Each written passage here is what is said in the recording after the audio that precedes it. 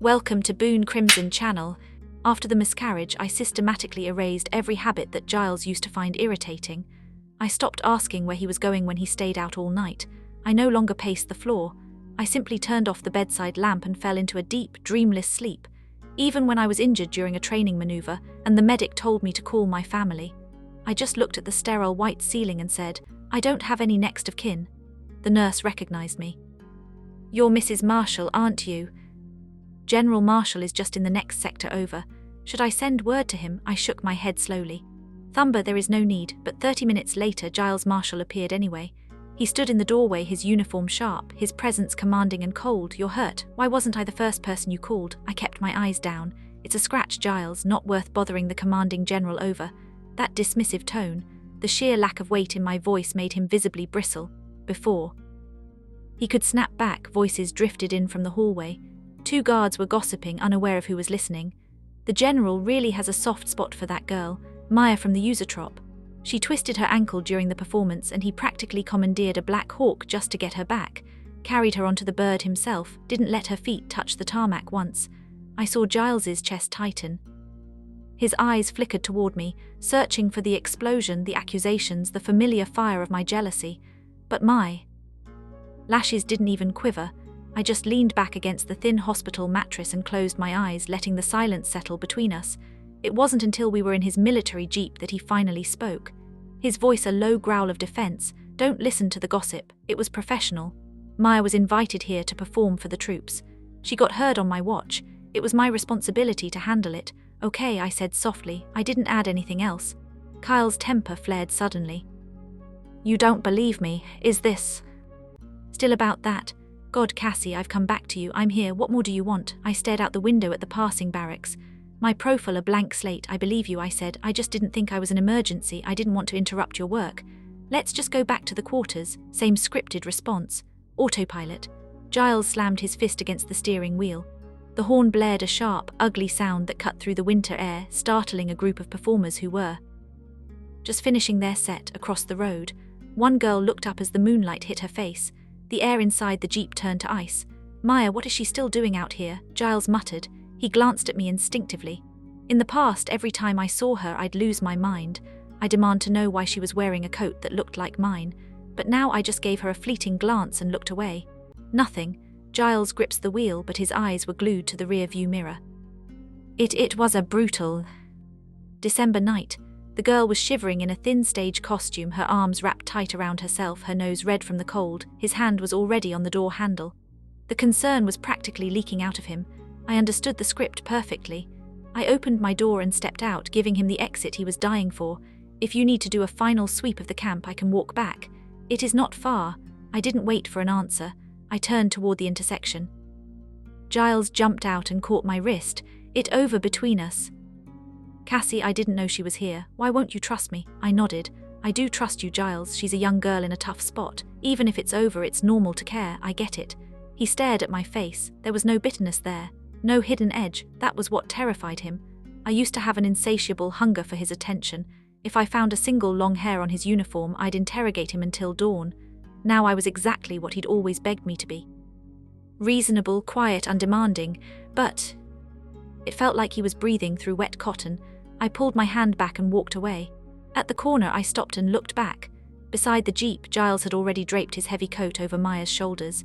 He was cupping her face in his hands, leaning down to kiss her with a desperation that looked like pain.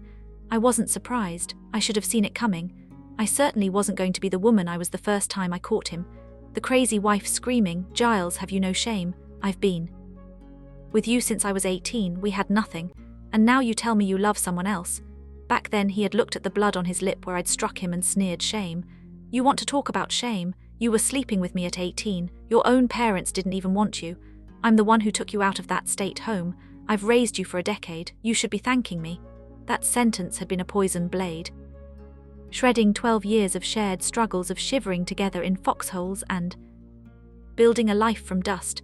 My phone vibrated, pulling me out of the graveyard of my memories.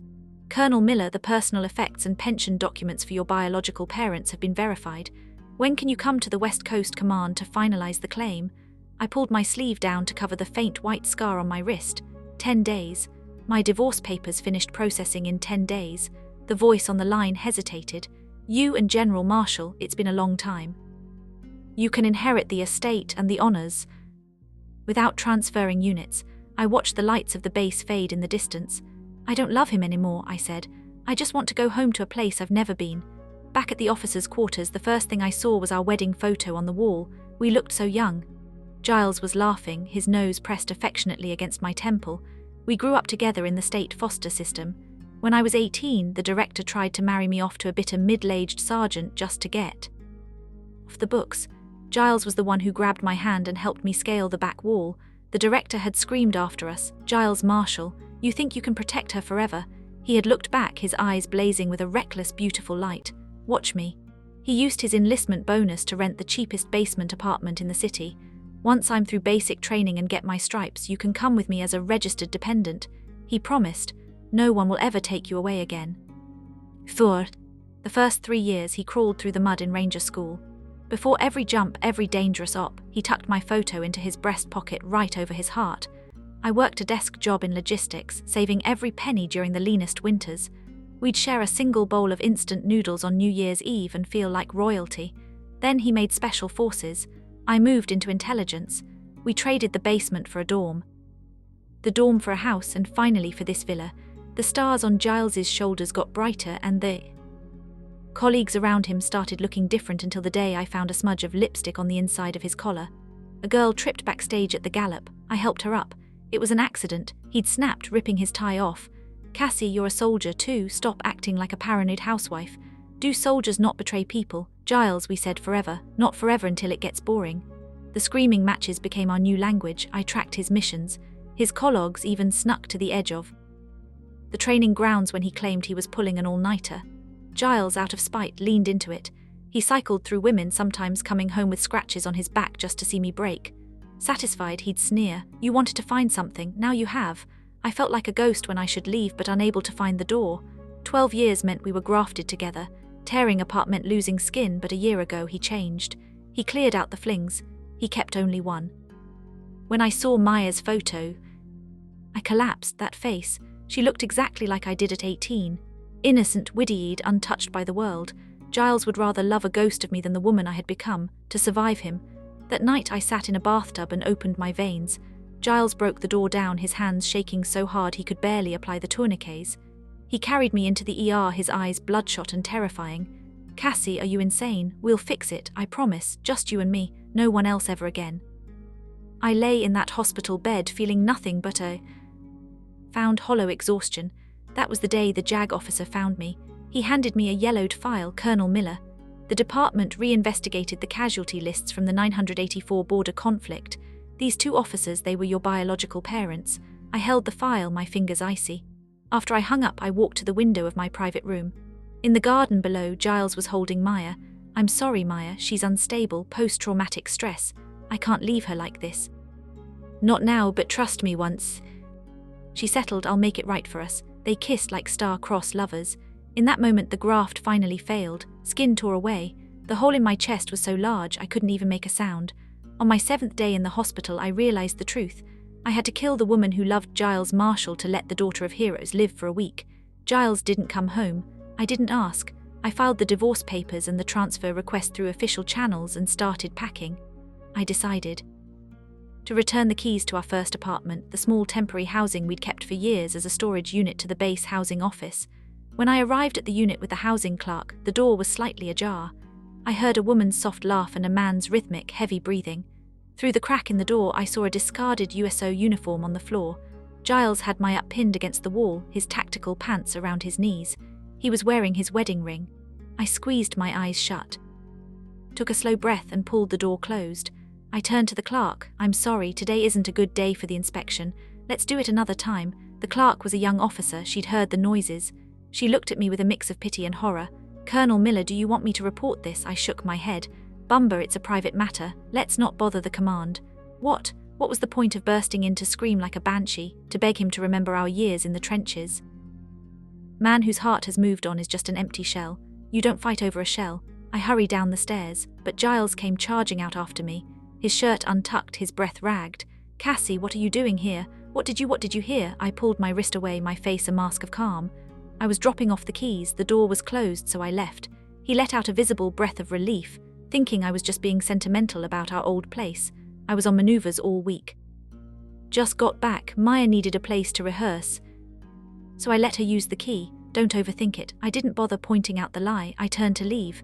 Suddenly, the sound of glass shattering erupted from inside the apartment, followed by the roar of a flash fire. Giles's face transformed. He grabbed my jaw, his eyes burning with a terrifying rage. "Did you do this, Cassie?" His fingers dug into my jaw, the pressure hard enough to leave bruises by nightfall.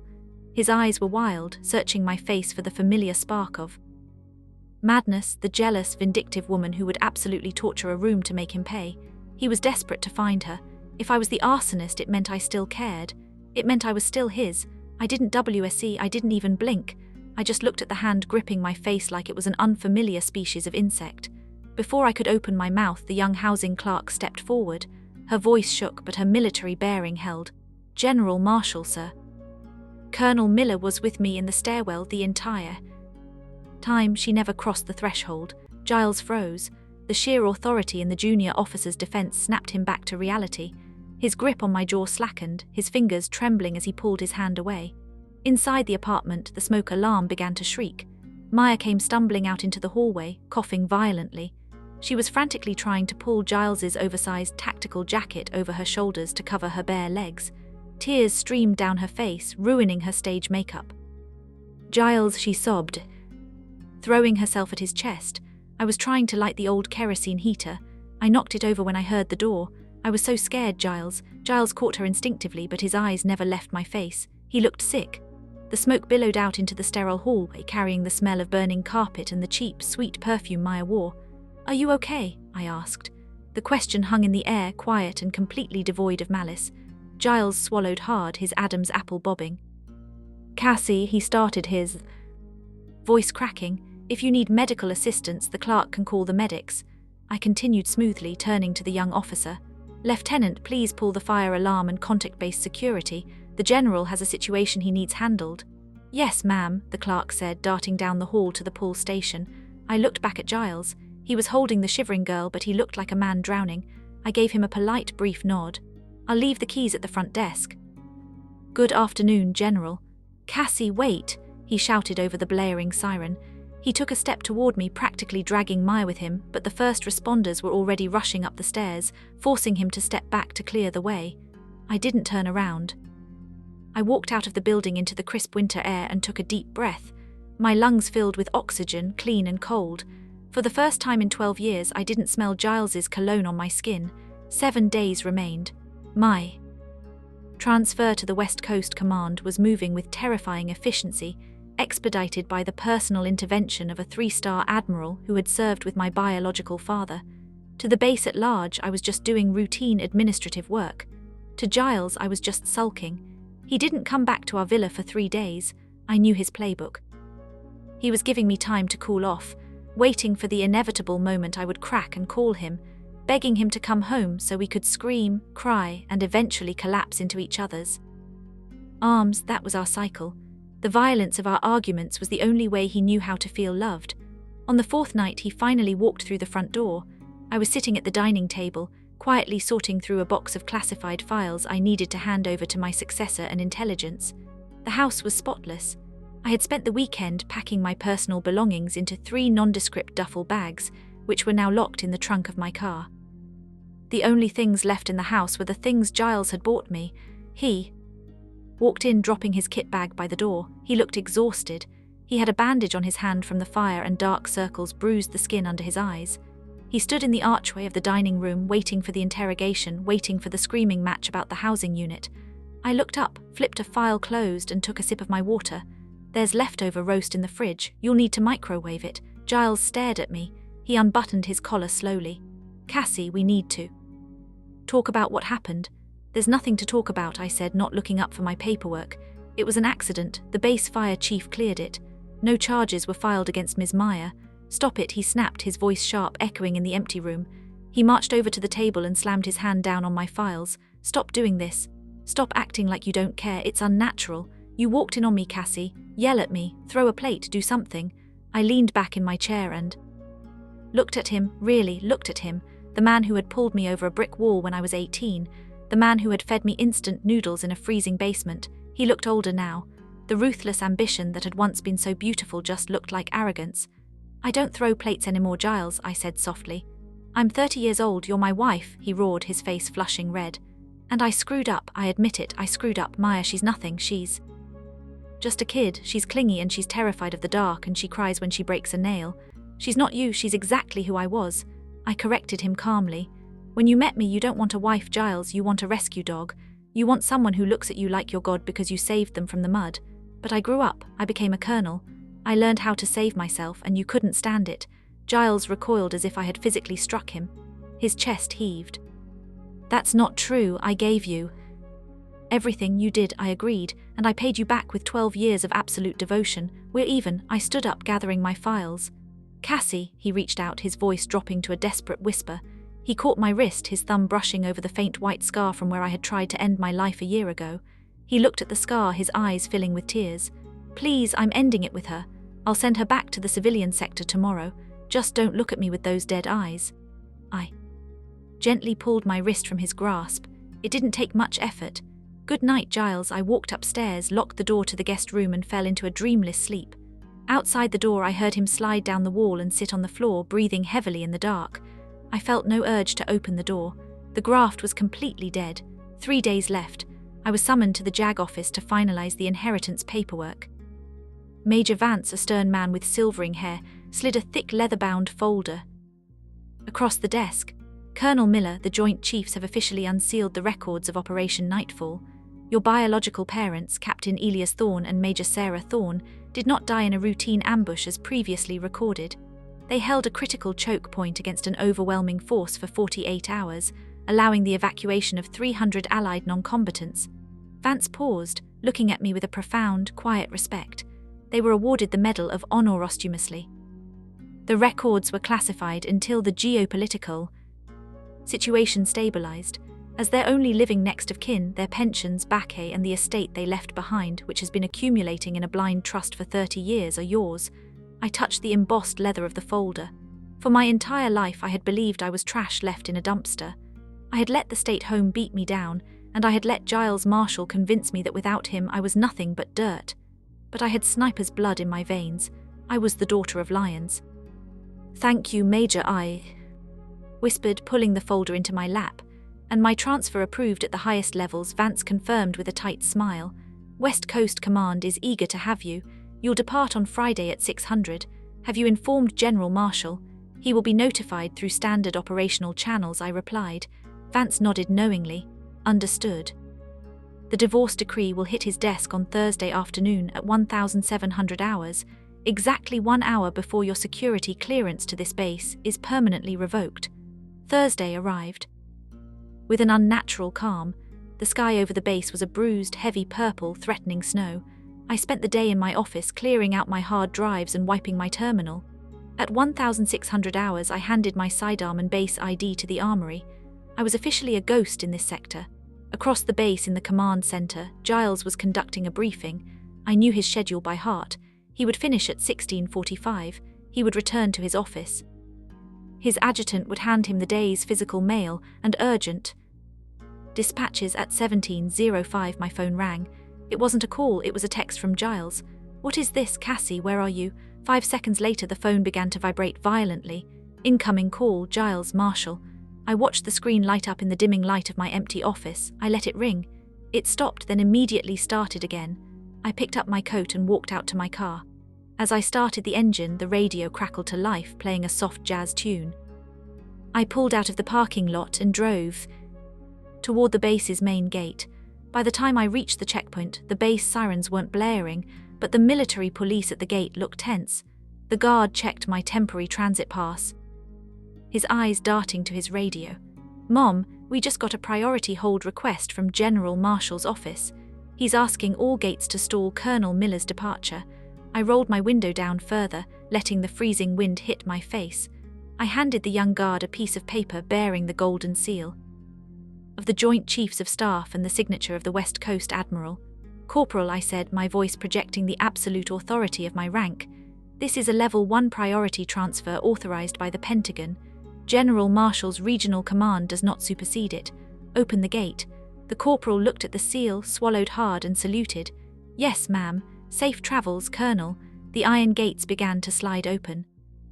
Just as my tires rolled over the threshold, a black military SUV came careening around the corner, its tires screaming against the asphalt. It slammed on the brakes, stopping inches from my rear bumper. Giles threw the door open before the vehicle had even fully stopped. He was in his dress uniform, clutching a manila folder in his hand. The divorce papers. Cassie, he bellowed, sprinting toward my car.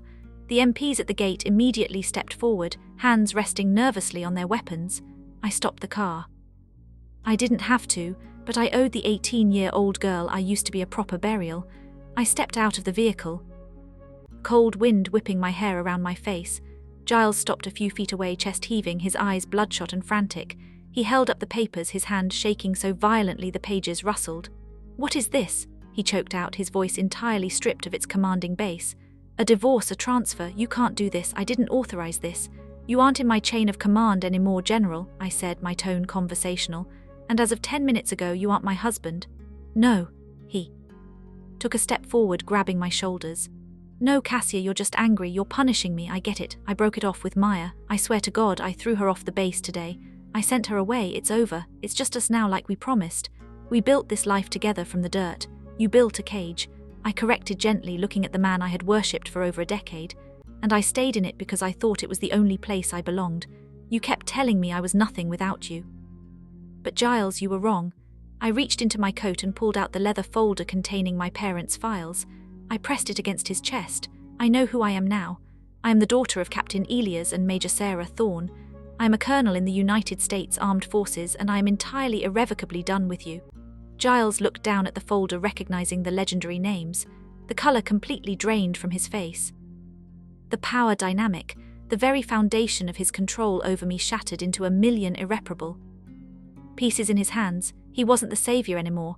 He was just a man who had abused a legacy he couldn't comprehend. Cassie, please, he whispered, falling to his knees right there on the frozen tarmac in front of the MPs, in front of the world. The great General Marshall crying like a child.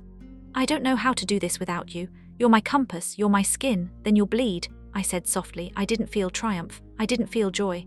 I just felt a profound, beautiful emptiness. I turned around, got back into my car and put in drive.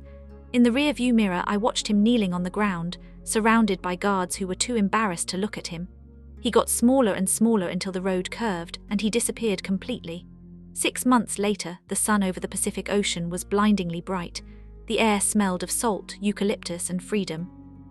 I stood on the balcony of my new quarters at the West Coast Command, holding a steaming mug of coffee.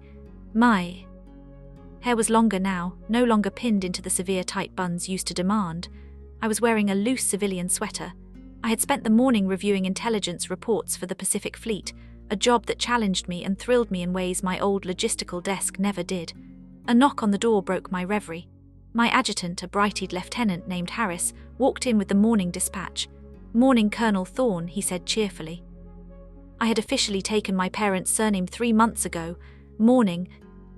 Harris, anything critical? Just standard fleet movements, ma'am. Oh, and the quarterly disciplinary bulletin from Central Command came through. He hesitated for a fraction of a second, knowing my history, but I had made it clear that I was not to be treated with kid gloves. Go ahead, I said, taking a sip of my coffee. Major General Giles Marshall has been officially relieved of his command, Harris read, keeping his tone professional, citing erratic behavior, failure to maintain unit cohesion, and conduct unbecoming. He's been forcibly retired. They're moving him to a desk at the VA to quietly ride out his pension. I looked out at the rolling blue waves. There was a time when hearing that Giles's career had imploded would have sent me into a spiral of panic. I would have felt guilty, assuming it was my duty to fix him. Now it was just a weather report from a city I no longer lived in. Understood, I said. File it with the rest. What time is the briefing with the Admiral? 400, Mom. Excellent, I'll be ready. Harris saluted and left the office. I turned back to the ocean, resting my forearms on the balcony railing. I thought about the 18-year-old girl who had shivered in a basement, terrified that the world would throw her away. I thought about the woman who had bled out in a bathtub, convinced she wasn't enough. I raised my coffee mug to the horizon, to the ghosts of my parents I had never met, but who had saved me from beyond the grave. The wind blew, carrying away the last phantom traces of ash and gunpowder. I closed my eyes, smiled, and listened to the sound of the tide. I was finally free. If you like the story, don't forget to like it, share it, and subscribe to my channel. See you next time.